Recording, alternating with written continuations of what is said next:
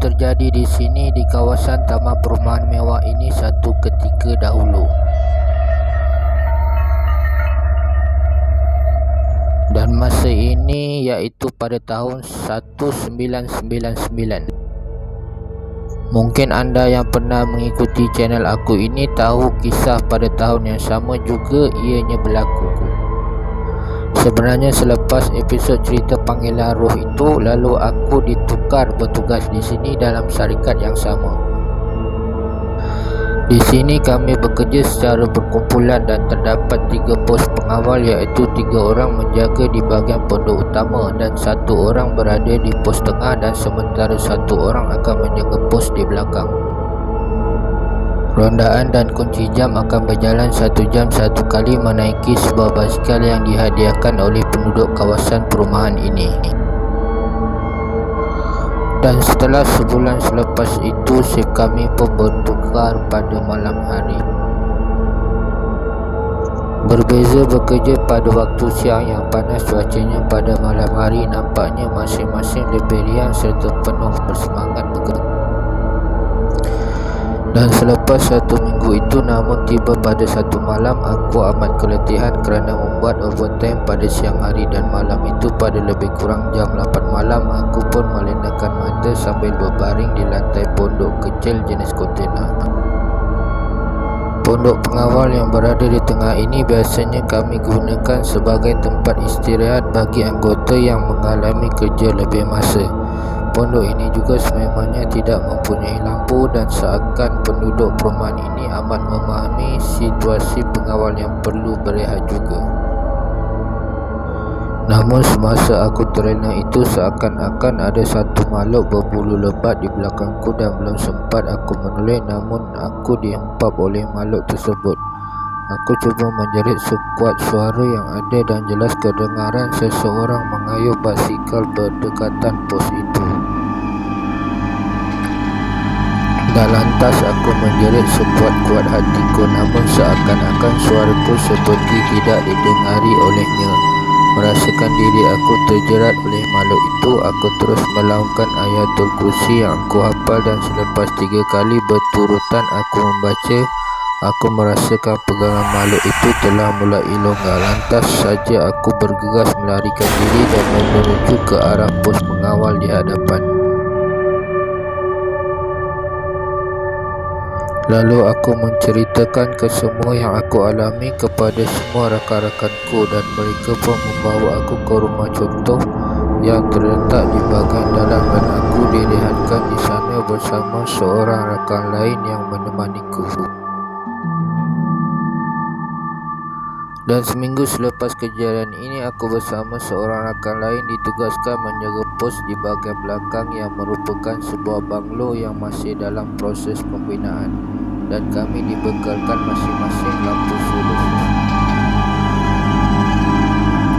Gembira kami berdua malam itu kerana dapat bersama bekerja, namun pada jam lebih kurang 2 pagi itu, kawanku tiba-tiba meninggalkanku keseorangan. Katanya ada seseorang memanggil namanya, dan ia lantas berjalan ke arah hadapan. Lebih kurang 7 meter ia berjalan, ia menghentikan langkahnya. Aku yang merasa agak seram lantas mengikutinya. Waktu ini hujan renyai mulai turun. Tiba-tiba sedang kami berpandangan kelihatan di satu sudut lain, kami melihat sosok bayang putih sedang berjalan dan hilang di sebalik tembok batu. Kami cuba mengamati terus pada tembok batu tersebut, namun bayangan itu muncul di beberapa penjuru lain juga. Kami pun bersetuju meninggalkan kawasan tersebut dan menuju semula ke arah pos pengawal di bahagian bawahnya.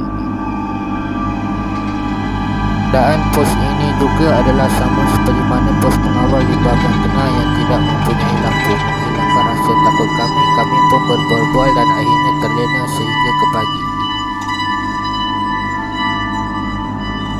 Dan pada keesokan malamnya, kami berdua menceritakan kejadian tersebut kepada ketua pengawal, dan akhirnya mengubah jadual tugasan kami sebagai unit basikal untuk berada di bahagian tengah kawasan perumahan tersebut. Dan unit rondaan berbasikal yang ditugaskan meronda pada bahagian tengah ini dibagi kepada 4 orang yang akan bertugas pada zon A, B, C dan D.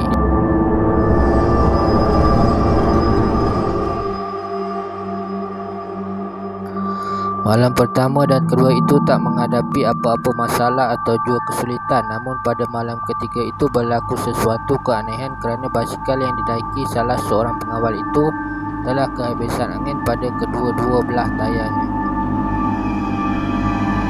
Ini membuatkan unit ronda kekurangan seseorang untuk membuat rondaan pada Zipi. Jadi terpaksa kami bertiga mengatur semula strategi rondaan. Dan satu lagi keanehan terjadi apabila kami bertiga kehilangan jalan untuk keluar daripada kawasan tersebut. Malahan zombie juga hilang daripada radar kami, membuatkan kami berulang-ulang berada di kawasan yang sama. Masa ini jam menunjukkan ke pukul 2.30 pagi. Namun salah seorang daripada kami juga merupakan anggota paling lama bertugas di antara kami bertiga meminta melaungkan azan secara perlahan-lahan. Dan sebaik saja azan dilaungkan, terlihat lampu jalan lebih kurang 25 meter di lorong hadapanku. Lantas aku menunjukkan kepada mereka berdua. Dan tanpa berlengah lagi kami terus mengayuh basikal kami melalui lorong tersebut dan menuju ke arah pondok pengawal di hadapan. Dan sesampai saja di pondok pengawal, kami menceritakan kejadian tersebut kepada ketua pengawal yang hanya menggiling-gilingkan kepalanya yang seolah-olah perkara ini memang sudah menjadi kebiasaan bagi mereka. Selepas pesta sembahyang menghalau hantu diadakan oleh penduduk yang berbangsa Cina, kami sudah tidak lagi mengalami perkara-perkara aneh semasa menjalankan tugas ataupun semasa membuat rondaan. Dan selepas sebulan lamanya kami tidak pernah lagi mengalami sebarang gangguan. Dan sehinggalah tiba pada masa itu, aku terpaksa memasuki rumah contoh untuk menggunakan tandas di sana kerana itulah pilihan yang ada bagi kami bertugas di sini. Masa ini jam baru menunjukkan pukul 8 malam.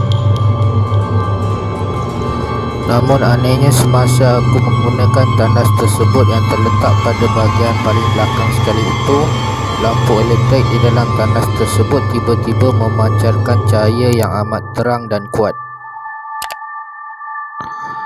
Mulanya aku fikirkan ianya adalah perkara yang biasa saja, namun bila aku mengamati cahaya lampu elektrik di bilik tandas tersebut, semakin lama semakin kuat cahayanya sehingga membuatkan aku berdiri ketakutan. Dan tiba-tiba pintu bilik air itu diketuk seseorang. "Siapa tu?" tanyaku. Namun tiada sebarang jawapan yang aku terima, membuatkan aku secepatnya menyiapkan pakaianku dan mematikan hajatku untuk lebih lama berada di tandas itu. Dan sebaik aku membuka pintu tandas tersebut, namun tiada sesiapa di situ dan aku cuba menuju ke arah hadapan secepatnya. Namun ada seorang kawan lain yang memasuki ruangan lega itu untuk melepaskan hajat yang sama. "Kau tunggu aku ya," aku hanya menganggukkan kepala. Aku pun duduk di sofa di bahagian ruang tamu hadapan rumah. Namun selepas 3 minit berlalu itu, aku mendengar seperti tapak kaki yang menuruni anak tangga. Lantas saja aku memandang ke arah anak tangga rumah yang berada 10 meter di hadapanku. Aku cuba mengamati dan alangkah terkejutnya aku kerana ada sesusuk lembaga seakan-akan manusia yang berkepala botak dan berwarna merah jambu sedang menuruni anak tangga secara perlahan, sementara tangannya memegang ulu tangga tersebut. Pandangan lembaga itu tidak pula menoleh ke arahku dan perlahan-lahan aku bergerak daripada sofa. Dan semasa aku mahu keluar meninggalkan rumah tersebut, dan masa itu juga kawan setugasku yang baru saja keluar daripada tandas terus menuju ke arahku dan kami berjalan keluar serentak. Kami bergegas memakai kasut masing-masing. Namun satu lagi kejadian menyeramkan berlaku kerana kedengaran bunyi pam tandas berada di sebelah kami. Bunyinya amat kuat dan di luar dinding tempat kami berada. Ia juga berulangan beberapa kali. Aku pun bertanya kepada kawanku apakah ia juga mendengar bunyi yang sama seperti mana yang aku dengar. Ia menganggukkan kepala dan anak matanya ditujukan pada arah bunyi tersebut. menandakan ia juga mendengar seperti mana aku dengari itu. Sambil kawanku memberikan isyarat agar aku tak bercakap lebih banyak mengenai apa yang berlaku, dan kawanku juga memberikan isyarat agar kami cepat saja meninggalkan rumah tersebut dan menuju pondok pengawal di bahagian hadapan. Dan itulah malam terakhir aku bertugas di situ, dan keesokan harinya aku menghubungi pihak syarikat agar menukarkan aku bekerja di lain kawasan.